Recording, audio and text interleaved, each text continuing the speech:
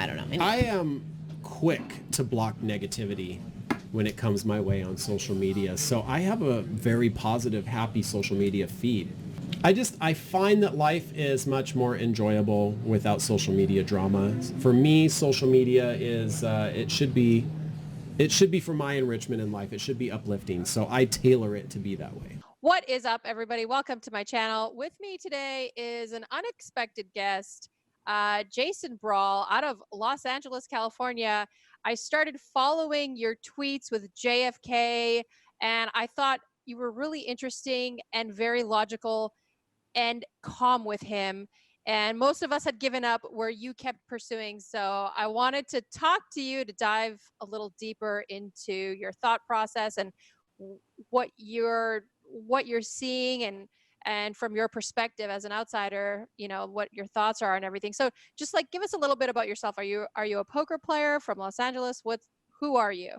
Yeah, I guess I've been in the poker world in and out since 2015 and 2014, mostly just piece buying or just putting people into tournaments for the beginning part. And then I've played a decent amount in LA, nothing too serious, but I've had some luck. So in and out of poker, I've had a few startups, but nothing too serious or worth talking about, I guess.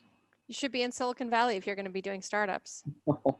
It's not, no, thank you. I like it out here. I don't know about SoCal, but the poker's great in LA, I've heard.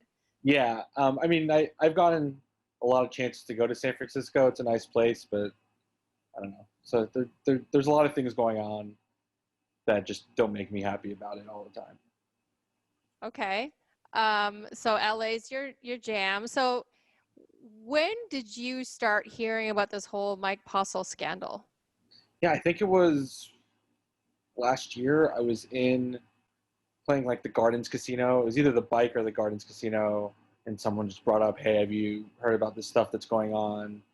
I had some weird history with Justin like 2 years ago, where I wanted to ask you about that because your Yeah. tweets alluded to like, "Hey, do you want me to send my screenshots of our conversations or whatever?" So what was that post text convos? That's what you said. Yeah, it wasn't even I made a mistake on that. It wasn't a text convo. It was just a Twitter feud that I had with him 2 years ago.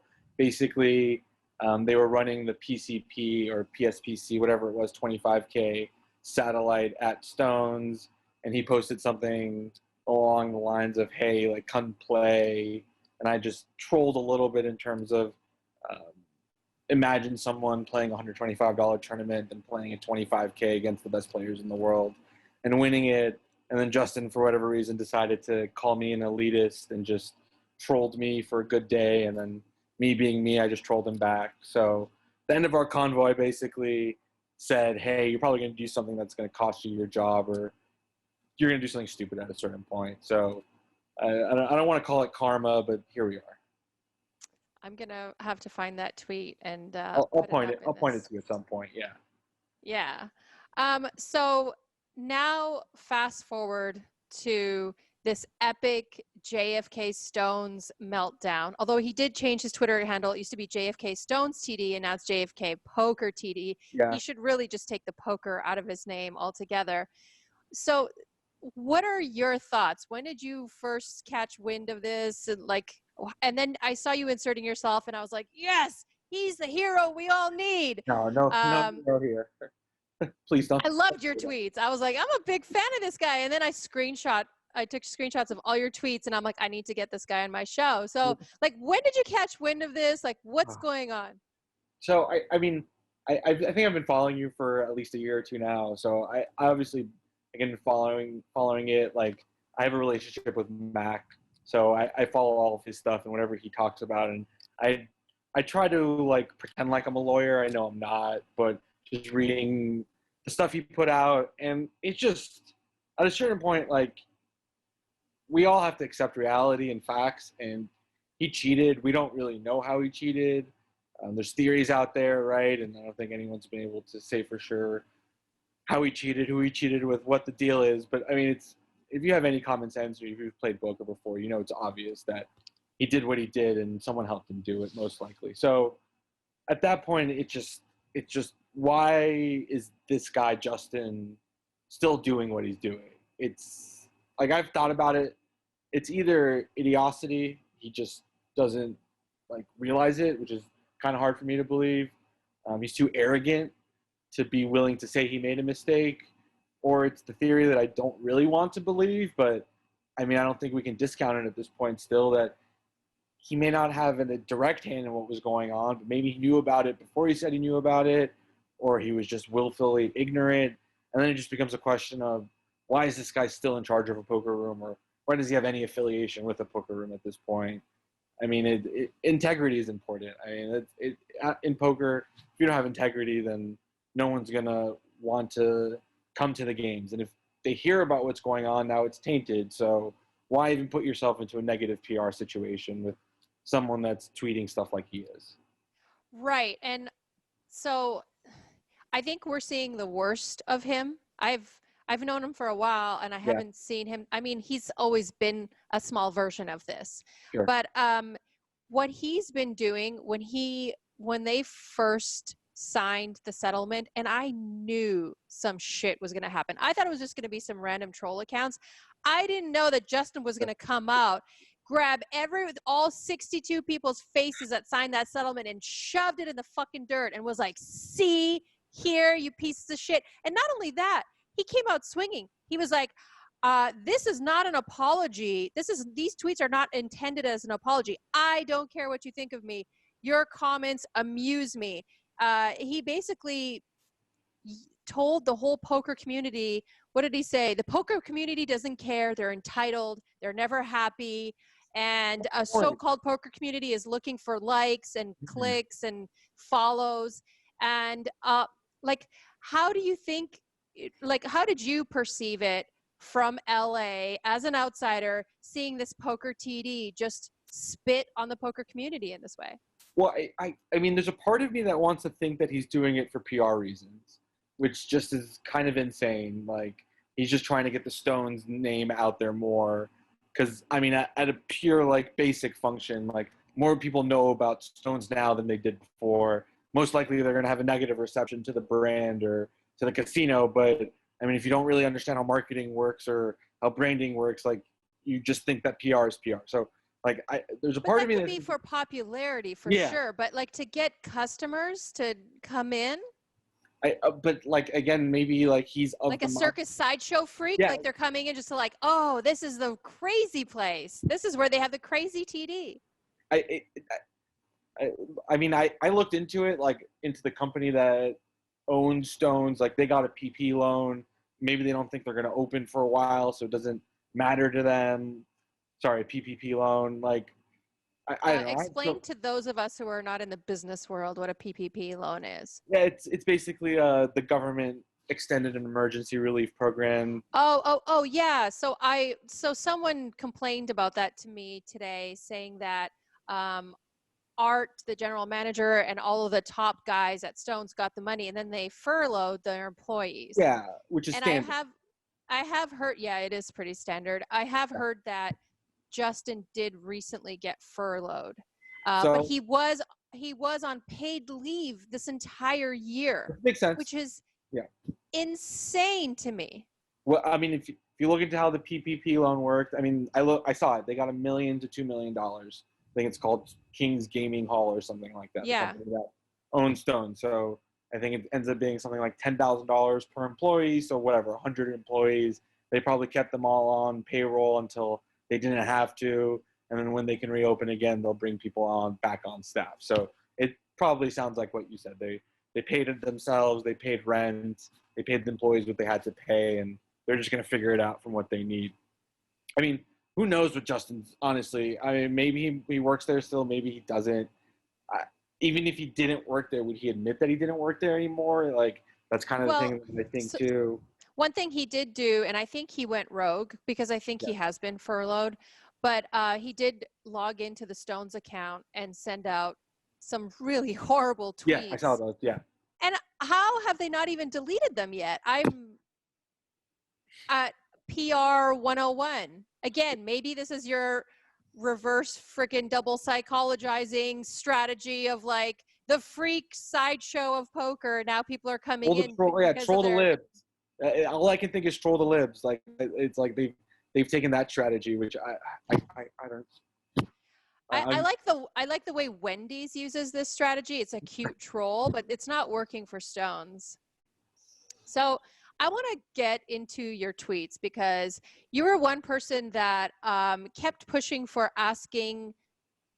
Justin is really good at like these circular talking points over and over again. Oh, prove it, prove it, prove it. Yeah. The same regurgitated statements. But you really got him after like a series of tweets. I don't know how many, if it was like 6 or 7 tweets. You finally got him to respond to your question of, would you let Mike play in your game? And what was your thought around that question and really honing in on that question? Well, I came to it at a certain point. It wasn't something that I thought immediately was something I should go with him, but it was just a logical conclusion because if he's claiming that Mike didn't cheat or Mike didn't do anything improprietary or whatever, everything's kosher, quote unquote, right? And there shouldn't really be a problem for Mike to play at Stones. And I know at least with the LA casinos, and I know I don't think they're exactly under the same regulations that the casinos in other parts of the state are, but I know like when you ask them, hey, is this person going to play here anymore? I've gotten answers before on that. Like it's been like if people cheat in tournaments in the LA casinos, we talk about it and we're like, okay, this person's not going to play here anymore. And we talk to the tournament director about it. So I think it's a legitimate question to ask, especially when you care about the integrity of the game. And then I think it's a simple yes or no, right? If it's yes, if Mike is allowed here, then they probably really don't believe that he cheated or he didn't do anything wrong. But then if it's a no, Mike's not allowed here, then maybe they know something they're not letting off. So I will tell you that I was told by, I don't even know if I'm allowed to say, but by someone who's very, very close to knowing what's going on with Stones, that Mike is 86. So there you go. Like what? So who's defending what at this point? It's kind of like, I don't know. But I feel like Justin. So obviously, from my perspective, I feel like Justin helped him. Sure. I have a lot of interaction that I've had with Justin. Yeah. That I feel like a lot of people from the outside don't have and haven't gone through, and all of these experiences have led me to believe that Justin was involved. And this reaction is the only one he's got. And so I feel like he's saving face right now. He doesn't want to, he did answer that question and I'll read it, but I feel like he's trying to save face because if he admits that Mike can't come to the game, then he admits that something was happening. And he did end up saying that like he said, hypothetical, if I remember it right. Yeah, hypothetical if it was my call. Anyone falsely accused of cheating with zero actual evidence presented would be welcome. Innocent until proven guilty. Present some actual evidence and he would be out in a flash. But no one can do that. They just keep repeating the narrative. And so can you imagine what it was like for me and for Casey to come to him and be like, Mike's potentially cheating? This is the type of person you don't want in poker. But so what did you think about his response? Because you still pushed him. You're like, is Mike welcome at Stone still and in your games? It's an easy yes or no question, bud. You don't seem to have a problem answering everything else. And he said, I can't answer. That's not my call. I think that shows now, like, who is he, right? If he can't, like, control his games, he can't keep the integrity in his games, and he can't even decide or tell us who's 86, then, I mean, I think it's just a question of what's his legitimacy anymore at this point. Do you think he's kind of still posturing as though he's still involved as a TD just to save face, but really they've kind of let him go? Could be delusions, right? Like at this point, like he could think something that's not real. I don't want to leave anything off the table with someone that tweets the things that he's tweeting at this point. So, and has no self-awareness too. Oh, for sure. And so for me, because my background used to be nursing before I started working with software, and I feel like he's in a manic phase. I feel like he's got delusions of grandeur. He's got an inability to have any sort of empathy for anyone else's perception of it, which is like a very big leak for a narcissist. And he's like irrational, completely irrational. Like nothing you can say to him will change his mind. And he's got this circular thinking. So, that would make sense that he's in this manic phase and he's delusional. He still thinks he's, got something to do with poker. And maybe Stones has basically cut him off and they're just saving face to. Well, they're not open right now. So like, right. They're open outside. Okay. So I'm wrong about that, but yeah. Okay. It just seems like that no one's in charge, right? It's like who's in charge then? Because it seems like it's simple to just look at the tweets that this guy's sending out and then to simply respond, hey, we have no association with I don't know why any legitimate company would want to have an association with him at this point, right? Like he can't be good for your brand. I don't know. It's difficult for me. It is if they've got you as their marketing rep telling them, hey, let's reverse this shit. Make it our all crazy. Engagement's up. Yeah, our numbers are higher than they've ever been, right? So I wanted to ask you about a really cool thing that you brought up with Mike, and it's something that one of my best friends, Andrew Barber, always talks about. Like, put your money where your mouth is. Like, let's see how strong you believe in something based off of how much you're willing to bet. And you wanted to make a bet with Justin. Can you tell us about that bet? Yeah, I think it was just pretty simple in terms of we just get 3 people. I think I've done this before or something similar to it. Get 3 poker experts. I choose one, he would choose one, and we would mutually agree on a third. And we just asked them a simple question: was Mike cheating or not? And I think that's the difficult part for me in terms of arguing with Justin is it's a judgment call, right? Like you can't really be like without Mike or someone saying, yeah, we cheated. Like we just have to use our best evidence, right? And we have to use our brains. Like it's how things work. We just have to accept that in life. So I think if we could get 3 people, and if they were unbiased, or we could agree that at least 2 or 3 of them were unbiased, 2 out of 3, and just make a simple bet on it and just have their opinion, and I would live with it. I mean, I'm sure Justin might be able to find someone that would be sympathetic to his cause or idea. I don't really know who that would be. I've seen other I don't want to call out the specific tournament directors, but I've seen 1 or 2 that have specifically said they're not willing to comment on the situation.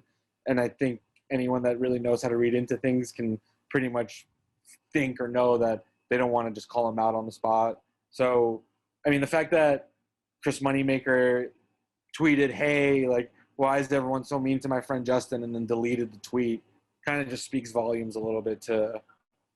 I kind of got on Chris Moneymaker about that tweet. Yeah, like, I don't know. And then yeah, I was just like, look, call me. I'll tell you what's been going on. Justin, for sure, in my mind, from my perspective, is involved, and he lied to the DOJ, and he's chronically lying about everything. What makes you think that someone who isn't involved would be lying this much? I mean, unless he's so his ego's so bruised for being wrong that he just has to continue the charade. I don't know.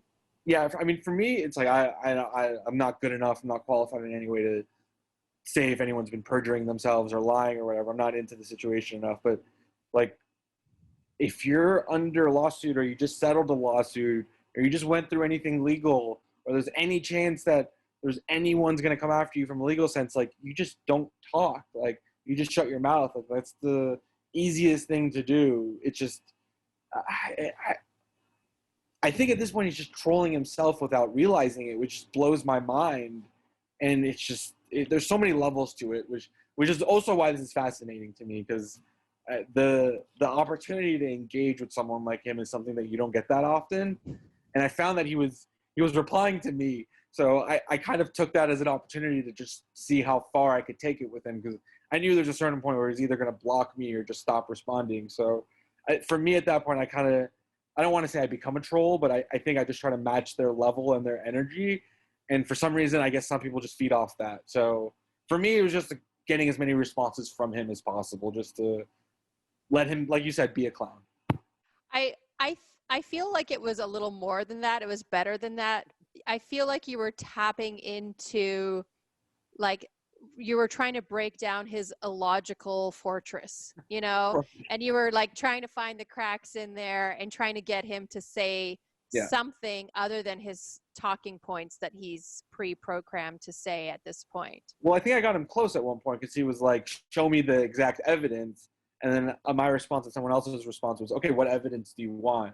And then I think at that point when he's not able to be like, okay, X, Y, Z is what I'm looking for, at that point it's just you have to disqualify the person in terms of their argument because it's not legitimate anymore. He's just arguing, again, I don't know for what sake, but he's arguing for some sake. So, okay, this tweet that he put out 12 hours ago, verify these numbers, please. And a lot of his... I'm sorry, I can't.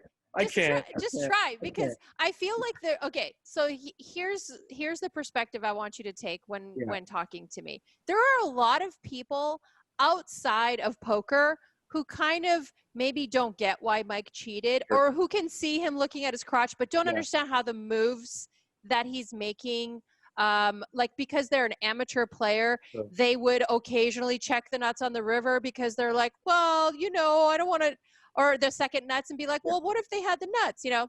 So when we talk about verifying numbers, I think a lot of people don't have the financial or like the betting patterns that poker players are used to, or like talking about numbers or talking about evidence. And I think like it's a really common thing to look at, like, okay, let's say that the numbers were off. Let's say instead of winning like 800 big blinds an hour, he was only winning 500 big blinds an hour. It's still a ridiculous amount. So his tweet about verifying the numbers and like potentially the numbers being off, for you and me, were like, well, like he still cheated.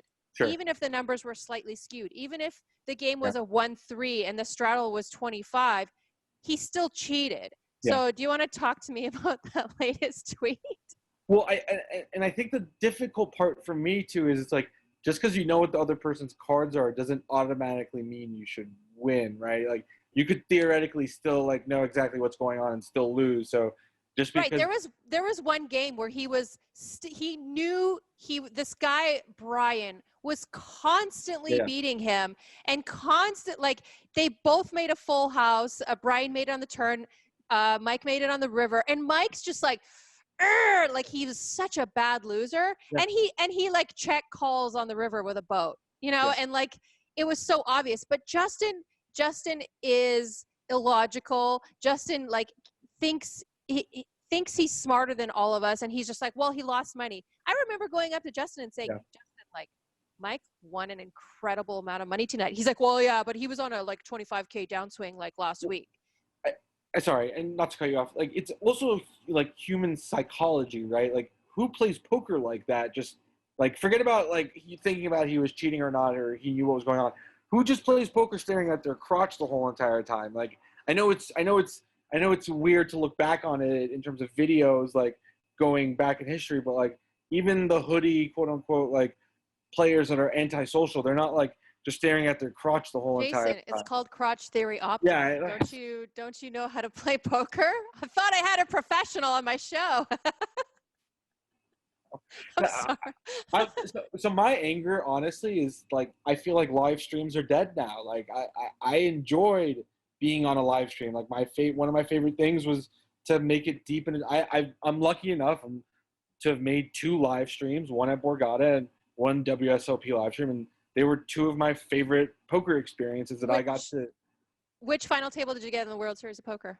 It was the LA WSOPC main event here in LA 2 years ago. So like that was I think I got 4th place. So that was like I consider myself an amateur. I know I'm not a pro. Like being able to have that experience was great, and I got to share that experience with my friends and family that aren't in poker because they got to watch that live stream. Like that might be dead now. Like we might have to accept that this guy killed live streams for everyone in the future, or like the way that live streams have been construction at a certain point. Like I know people. I think we can increase the security. Sure, but people had issues with live streams before this, and they've had these issues for 13 years. And now that like you might not say it's proof, but poker players are doubtful people and cynical to begin with. So I don't know. I don't want to speculating on how other people are going to react, but I know I'm going to be hesitant, or I mean, I'm definitely not going to want to play a live stream where people are going to have their cell phones available to them. I know they did that already, but like that's going to be even more stringent to me than before. So I've played on Live with the Bike a few times. Yeah. And I found that I know that there was like rumors of cheating on Live with the Bike, and they quickly took the player out of Yeah. the game. They did some, I mean, they looked into it. They had a couple of like third-party poker players Sure. who were not involved, and they did an investigation, and they found there was no cheating. And I think actually the player was not allowed to come back in the game. And their tech booth is pretty far away, Yeah. which may not mean anything as Sure. far as distance. It's all But wireless. I mean, sorry, that doesn't make any difference whatsoever. But yeah. right. But what I'm saying is, I think they do as much as they can. Yeah. I do think in the future, if it's possible, that we could have a delay, have the cards and the readers and all the RFID that is being read to be on a delay. So it gets baked in Yeah. to the graphics. And then on a delay, the tech crew are then doing the action tracking. I agree. And then another delay on commentary. There's no need for someone really to be watching the live stream live. No one should have a super user feed, because that only sets up opportunities for someone to cheat, right? So I don't know. I don't want to pretend like I understand the tech angles of things, but I've seen how some of these live streams are ran, and there's someone usually in a production booth watching the raw camera feed as it's being outputted. So like, we're dealing with a lot of money here. I mean, there was that, and not to like throw random stuff into this, but I remember, I think it was 3 or 4 years ago, there was an accusation that someone was cheating in the heads up, I think it was the 25K, where they had like a contact lens in their eye and they marked the card. So it's like, who knows what we can believe or not believe anymore. And in a game, I always say this, in a game full of deceit, it's incumbent upon you to make sure that the game you're playing is a fair game. And any doubt just doesn't help anyone. Right. And I think as technology grows, it is exponentially growing. We're always going to be behind the cheaters. The cheaters are always going to find, especially the savvy ones, the intelligent ones, the real-time solvers. Yep. They're always going to have leverage over us. Well, the smart ones do it one time, or they do it 2 times, and then they disappear. It's the guys that we're talking about right now that don't know when to quit or to. I mean, that's the first rule of being a thief or a cheat. Like, at a certain point, you've made your money and you walk away. Like, it's like, that's the part of this that's hard for me. It's like, it feels like they did it to pull one over on everyone and to milk it for as long as possible just to get one over. I mean, think about it. Like, I noticed the viewership started going up and then it dwindled again. Yeah. And we were getting Berkey and Christian Soto from Solve for Why in the game, and like no advertising, no one's promoting it. And I was just in shock. Like, you guys realize that like Berkey's kind of a big deal, and nothing. And I think they didn't want eyes on it. I think Justin didn't want eyes on it. And I used to tell Justin, like, we need to get, I did color commentary mostly. And I was like, look, get me a professional. I'll, keep it entertaining a little bit. And then they can give it a little more of a technical breakdown. But he didn't want a professional in the booth. Yeah. He wanted amateurs who couldn't see stuff.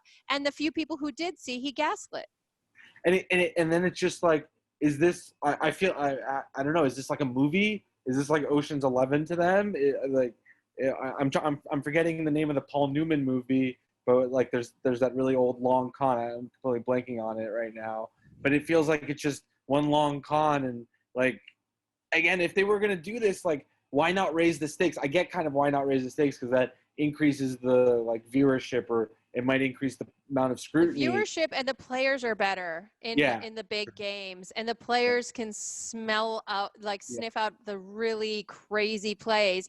And of course, like, there's occasional clicky buttons, but if they had like a 25-50 with $100 straddle on a regular basis, those players would figure it out quick.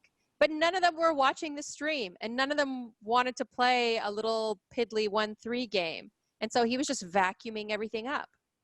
Yeah, and I think at that time too, like I want to call it the like poker stream boom was happening. There were just a lot of streams out there too, so I think it was just a little easy to get lost. Like I feel like the MSPT was running a stream every week for their tournaments, and there were a bunch of cash games out there, and I think it dwindled a little bit, right? But I think it was just easy to get lost potentially.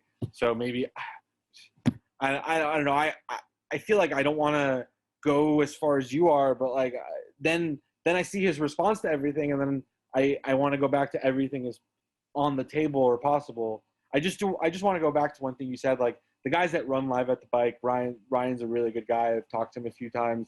I just want to make sure to say that before you get off or whatever. Like I think they run a really good game, and anytime I've heard, or I mean I'm not into the bike scene, but like I talked to the bike regs. I play a decent amount of tournaments there. Like whatever. I think every casino has its problems, but anything that I've heard is an actual issue gets resolved, and it seems like everyone's happy with what's going on over there at least. Yeah, no, I agree. I love Live at the Bike. Yeah. Shout out to Live at the Bike. Shout out to Wayne. And I miss Lyman. I did have a very epic mediation by Lyman when I was arguing with somebody. I fought him a while ago. We had one of those, like, because he's pretty hardcore conservative, or he has pretty out there views. So there was a point where we got into it. But he's a nice guy. I got to meet him once or twice. He's a nice guy. I respect him. Yeah. And he didn't believe me at first when I first tweeted about this. But he saw. I think at this point, it's not even a matter of like who's right or wrong. Like, if you don't realize it at this point, then what's wrong with you? Like, I don't know. I don't know what to say anymore. I don't even really see anyone that thinks otherwise, really, other than Justin and Mike's fake accounts. Yeah. I can tell they're retweeting themselves. There's 3 of them. Oh, yeah. There's Justin, there's Mike, and then there's the Mike Stan. Her name is Koo, and she's a Bay Area player. There's a few of them. There's like this one anime account. Like you can. Yeah, that's her. And they have like multiple accounts, and they just retweet each other, and they're basically all each other's got right now. And I just I don't know what happened to Koo. People knew her, and she seemed nice. I used to play poker with her. She's just off the deep end. She's just nuts now. I mean, Corona. I don't want to say this, but Corona made me a little crazy. I think it pushed everyone a little to the edge. Like being home alone, not having your normal life. Like it kind of puts you into specific buckets. And excuse me, I've been home alone and crying myself to sleep every night. But do you see me siding with a cheater? No. I think it brings out the passion. I think that's my point. Like we've passion. We've dug in our heels. Like all of us know where we stand in life. I was DMing someone earlier. Like the Borgata is going to be really interesting when the tournaments start, because like all the people on one side have their opinions, and we all know who they are, and everyone else with their other opinions on the other side. I just want to be there for the table talk. You mean the opinions of like wearing a mask and not wearing a mask, Corona's of a lie and made by the libtards? Is that what you mean? Can I I get depressed. This is one of those things that's like today, like 200,000 dead is the quoted number, and we all know it's higher than that. And I don't even know what to say anymore. I don't either. I see the numbers all the time, and I didn't want to talk about coronavirus. I just wanted to talk about this very depressing situation. Yeah, right. So let's talk about our hero of the story, Phil Galfond. What do you think about him jumping in, saying he was going to let this thing die, he wasn't interested in it, and then he saw Justin rub it in everyone's face? What do you think about that? It's just like what's the term? Self-immolation, right? It's just you tweet and then you just bring more on yourself. And this is where we're at. I've never met Phil. I've never really interacted with him before, but I mean, it's hard to be a poker hero, quote unquote, just because of the industry that we're in. But if we have one, I think he's up there for sure. I mean, if you read 2+2, everyone kind of has their shady moments, or everyone did kind of something wrong. I don't think Phil has anything that he's ever done that anyone's really pointed to that like he messed. I know there's a few people out there that kind of point to a clean record, but just him being able to donate some of his time or even some of his recognition within it, I think the Wired article is a pretty big deal within all this too. Not to move to that immediately, but just I know sometimes things snowball into itself, so maybe that will happen with it. Just the fact that more people are being aware to this, I think, is a good thing potentially. You know what I loved about the Wired article, and not like I'm not saying it like, oh, it's about me. It was the fact that it was written by a person who didn't play poker. Yeah. And so he learned as much as he could in this short period of time. And he wrote an article from the perspective of someone who was just learning about the scandal and just learning about poker. And I think that he would draw in a more like a broader crowd than if it was like a poker player writing the article. People would have left after the first paragraph because they'd be like, I have no idea what is going on. Why can't he check call with a boat on the river? Because it would be too technical. I even think like Bart Hansen's review, I don't know if you looked at his latest video of the review of Mike Crossel's hands. It was really good, but I also think like, I wonder if my non-poker playing friends would watch it and get it, because I don't even know if they would. I think Bart Hansen's review is more for someone who is already playing poker. So the Wired article was great because it was written with not the poker technicalities as at its center. And okay, sorry. I don't want to get into moral and ethics within poker again. I want to. Let's go. Yeah. Well, what do you want to talk about? I think there's a part of it where it's like there's a little bit of a dilemma in my mind in terms of like, do we want to be spreading awareness of a cheater, right? Like, because what kind of recognition does that bring to us in our industry? Like, people probably already have a negative reception of us. And Go ahead. I'll let you answer it. No, so I want to counter that because I feel like if we look at things as like an absolute or one-sided, of course we can say like, yes, it was good or no, it was bad. But the fact it wasn't just like we're focusing on this cheater.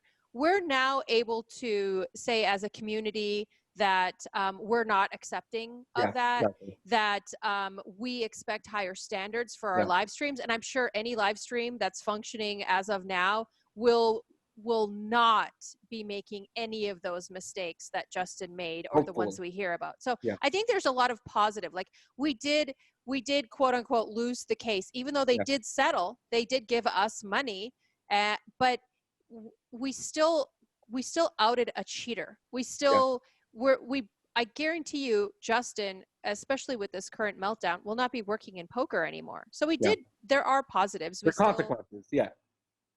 So go ahead. Sorry, I interrupted. Yeah, no. I think it's fair for you to be able to answer that because that might be a criticism that people bring up. But I think, and again, I'm not a technologist. I don't write code. But like I've touched some of the frontier technologies that are out there. And I don't think it's that like crazy or insane to think that in 3 to 5 years, someone's going to come out with a contact lens or glasses that's just going to be able to read through cards. Like technology is pretty crazy nowadays. Like it might not be exactly that, but like RFID readers are hackable. So right, they're hackable, but you have to be at a certain distance, right? So unless that changes, like people always think that whatever limitations are now, that those would be the limitations in 5 years. We might be able to get a pair of glasses that can scan an RFID from like, sorry, my Canadian's going to come out from a meter away. Yeah. So from 3 feet. So like, the technology will definitely be difficult to ensure that the integrity of the game remains. And like I said, I think the cheaters and hackers are always steps ahead of us. So it's in any market, right?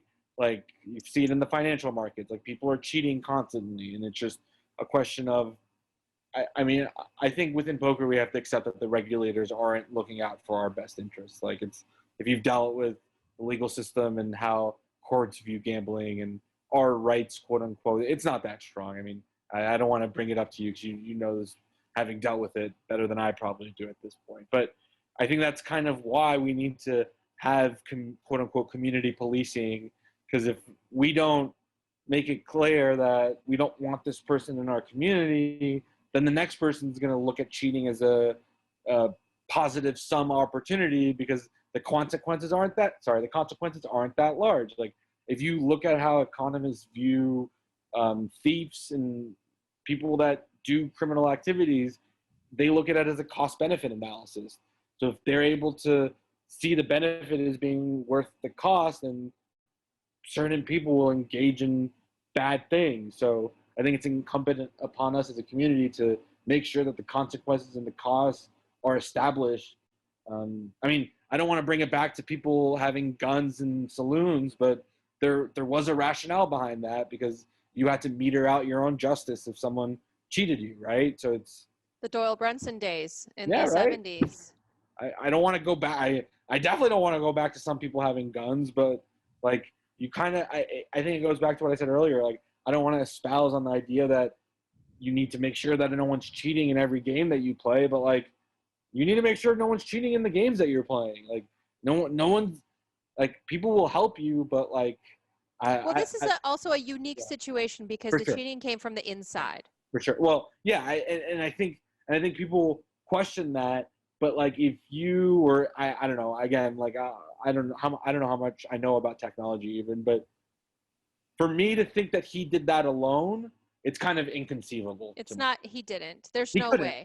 It doesn't make sense, because there's one layer that he had to get through that someone somehow screwed up miraculously and didn't realize that they screwed up at a certain point, and like maybe let slip a certain Wi-Fi code or something like that. But even then, like I think the steps that were needed to take on his part to make sure that it was like a seamless enough process for him to be able to get the feed onto his lap, I think at that standpoint he couldn't have done that by himself.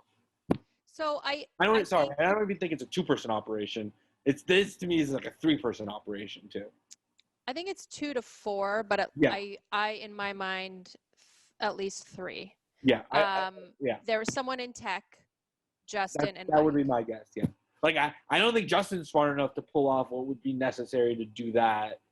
Well, okay, so I often tell people, like, you could have the best security Yeah. in your feed and your servers and everything, but it doesn't matter if the guys on the inside Yeah. Oh, yeah. are tapped in and cheating. So it didn't have to be sophisticated. Yeah, I no. honestly think they're not smart enough to have even used an encrypted texting app the entire time. I'm pretty sure they used their phones and they were texting each other. And I'm pretty sure they just had like some sort of code to text each other. There was one episode where Mike was only getting 2 of the 4 Omaha cards, and he texted an acronym of like "Show me 4 cards." Funny way to play. Yeah, SMFC. He put in the chat, and I hope I can find it. It's gonna take me fucking extra 2 hours to find that now. Sorry. But he put that in the chat, and Casey was doing commentary, and she was like, "What the fuck is this?" And this is when she was already suspicious. So it's really obvious, but for some reason the DOJ doesn't think of data science as evidence, and it's really frustrating to me. I think it's just I think we have to accept it's a mistake to expect justice to be metered out for us, which is a sad reality from my standpoint. But oh, I totally agree. I think there's like no fairness in life, and we try our best, but it's I don't believe in karma. I don't believe in like everything just is. So sorry. I mean, I just think I've never gotten to the point where I've actually studied it. But if you just look at how the casinos are ran in Los Angeles, I don't know if they're ran the same way in Sacramento, but like how it's a casino that owns the property, and then it's a different entity that's banking against the customers. That's the same here, yeah. Yeah, like that in and of itself is set up for impropriety, because like the interests are not completely aligned, because it's basically one company is a monopolist that's just running a rent-seeking operation, and the other one is who you're actually gambling against. So like the people that are in charge of keeping the integrity of the game isn't actually the house in that scenario. I mean how I've seen it in LA at least. Right. They're just collecting rake. Yeah, they're just collecting rake. So they're not. Again, I don't know. I don't want to speak to anything, but like these are private corporations that are owned by LLCs that have very limited liabilities. That if you look at how their licenses are structured, a lot of them go through. I mean, I've always wanted to do a background on the bike's history. like I've heard some crazy stories. At one point it was owned by the IRS. The mob owned it. It was, I've heard a bunch of different people have told me a bunch of different things. One of I feel like the mob has owned all the casinos at some point now. and like supposedly one of the guys that was like a runner was offered the place by the IRS and now he owns it. This was like in the 90s. So I mean, I've seen the articles, like the I think it was the FBI has raided the bike before. So Yeah, I think it wasn't too long ago too. 2 years ago, I think it was. I'm trying to remember what they raided them for. Money laundering. Okay. Yeah. So that's interesting. Just- We still love you, Bike. We still love you. Yeah, Don't I've kick gotten us out. I've gotten in trouble with Mo before. Mo, I love you. You're one of my favorite people ever in poker. Please don't ban me from your tournament. Don't ban me either. I love Live at the Bike. I want I love to go Quantum. down there and play. Play Quantum tournaments when they come back. Mo, you're the best tournament director in LA. Mo, you're the best. I don't Mo, you're even the know if best. I've met Mo. Mo's a great Persian guy, and he's whatever. He's not the person I want to get in trouble with, so I'm not going to talk about Mo anymore. Mo sounds like he could, bring down the law on you. No more. He threatened to ban me once, so he so knows. Don't get banned. What are you doing? I don't want to. I tweeted some stupid stuff at one point to Quantum poker tournaments, and someone had to talk with me before day 3, and I learned my lesson. So I love you, Mo. I love Quantums. Everyone should go play them if you've never played them before. One more tweet I want to ask you about, and then we'll call it a night, since I've been waiting for you for 3 hours. Yeah, no, I'm sorry. It was a really bad first date. Yeah. You kept asking Justin if he would allow players in his game, or Mike's still back in his game, and he said, hypothetically, if it was my call. We talked about that tweet, and you said, I've seen players be banned or asked to leave for so much less. JFK Poker TD is just a clown now. Yeah. Like what? So tell me about what you mean. Like, give me more specifics. Like, Sure. Do you think the poker room should ban someone if they even suspect them of cheating? Well, okay. Everything I've said so far, I think you can tell is from my experience, and I accept. Right. I'm an idiot. Like, whatever. I'll just say that. Like, I know who I am. So, like, Hawaiian Gardens like every casino in LA is known for certain things, right? Commerce is known for its angle shooters. Hawaiian Gardens is known for a certain type of angle shooter. Like William Vo being. What's the certain type? Well, okay. So the best part of Hawaiian Gardens is there's a certain hand called the Hawaiian Gardens Special. I think Sounds like a breakfast meal. Hawaiian Gardens is I highly recommend when it opens. If you haven't played at Gardens, it's a beautiful place. I would go play it. Okay, I will. People would angle for the sake of angling there. I don't know if you're familiar with William Vo, but he's some guy that ran deep in a WPT twice. Like, he would just cheat for the sake of cheating, like just for sport. And we like. When you say cheat, you mean angle shoot.